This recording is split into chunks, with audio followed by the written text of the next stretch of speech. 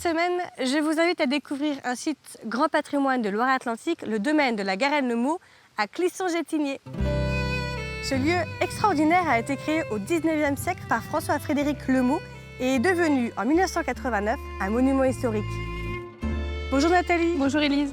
Alors vous êtes incollable sur la Garenne-le-Maux, est-ce que vous pouvez nous raconter un peu l'histoire de ce lieu? Alors en fait l'histoire de ce lieu, c'est l'histoire d'une rencontre entre un sculpteur, François-Frédéric Lemaux, et un paysage. En fait ce sculpteur, il arrive ici invité par des amis, Pierre et François Cacot. Il va arriver à Clisson et il va tomber amoureux de ce paysage. Il va décider de s'installer ici, d'acheter 13 hectares des anciennes terres de chasse des seigneurs de Clisson et de construire un parc à fabrique. Et alors, une de ses inspirations, c'était l'Italie quand même. Oui, exactement, c'était l'Italie. Parce qu'en fait, ce sculpteur, il a été étudié pendant 3 ans en Italie. Et quand il arrive ici pour monter son projet, il a ça en tête, cet amour de l'Italie qui va naître ici et qui va ensuite se diffuser sur les bords de la Sèvre nantaise.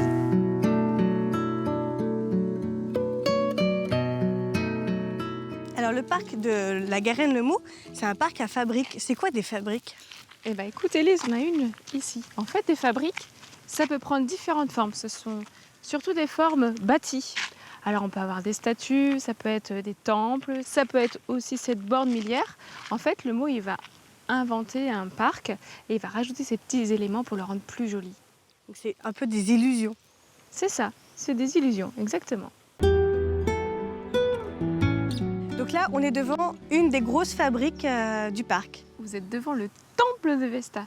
Le temple de Vesta, c'est une inspiration qui vient directement d'Italie, notamment une petite ville en Italie qui s'appelle Tivoli. Dans cette ville à Tivoli, il y a un temple rond comme celui-là. Et Lemaux, il avait un projet un peu fou, c'est de réaliser en fait une cascade qui coulerait au milieu du temple de Vesta pour tomber dans la Sèvre qui se trouve juste en bas. Parce qu'à Tivoli, il y avait cette cascade. D'accord. Le projet n'a pas pu être réalisé, mais voilà pourquoi on a une magnifique ouverture sous la base de ce temple. Mais alors aujourd'hui, on fait quoi à la Garenne-le-Maux? La Garenne-le-Maux, on se promène, on se balade, et puis aujourd'hui, voilà, on va essayer de continuer le projet de Lemaux et ouvrir à l'art, à l'architecture, et pour ça, on fait des expositions, notamment dans la Villa Lemaux. Bon, et bien écoutez, nous on vous laisse là et on va aller se faire cette expo. On y va?